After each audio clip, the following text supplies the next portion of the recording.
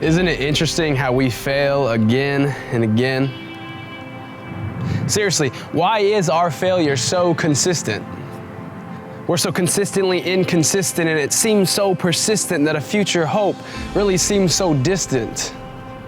Every step forward comes with another one back. A little pressure and we crack, one slip up and we're again right off track. You see, we try so hard to get it right, like walking on ice. It's this constant fight to avoid falling or failing. But the only way to avoid failing is to take hold of the railing by letting God do the prevailing. Let me put it to you this way: if you're still unsure, it's Jesus that takes us from failure to future. See, I was a failure, but Jesus extended his hand to me. I was a failure, but Jesus showed me how to be free, and it was easy. I mean, there was nothing I had to do. I didn't have to be perfect or sit in a church pew to say, God, I need you. He was there.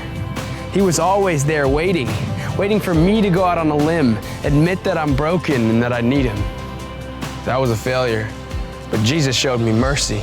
Knowing my greatest sin, he came and died for me. By his grace, I've been saved through faith, not by works I do, but by the work he's done. He's adopted me and called me his son, accepted me in with no question, erased everything I had been and gave me a new life to begin. See, I was a failure, but Jesus gave me hope. He showed me joy in life instead of just trying to cope. No, he doesn't promise that it'll always be smiles, but he does say count it all joy when you fall into trials. Knowing that the testing of your faith produces patience, we can find joy in every situation. He promises he will be there to make it peaceful, so when we walk through the valley of the shadow of death, we will fear no evil. I was a failure, but Jesus gave me victory.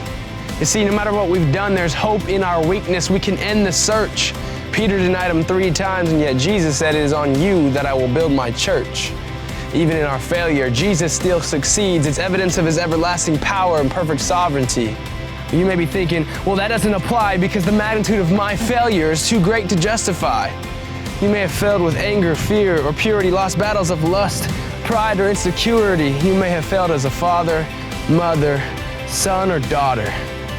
Well, the truth is we're all failures, but Jesus says that doesn't matter because I define your worth. Do you really think that your failure is too big for the God who created the heavens and the earth? No. Nothing is too big for our God who gives us second birth.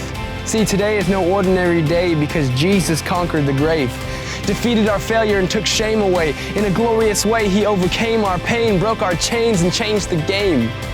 See, through Jesus, our failure can be perfection through the glorious events of his death and resurrection.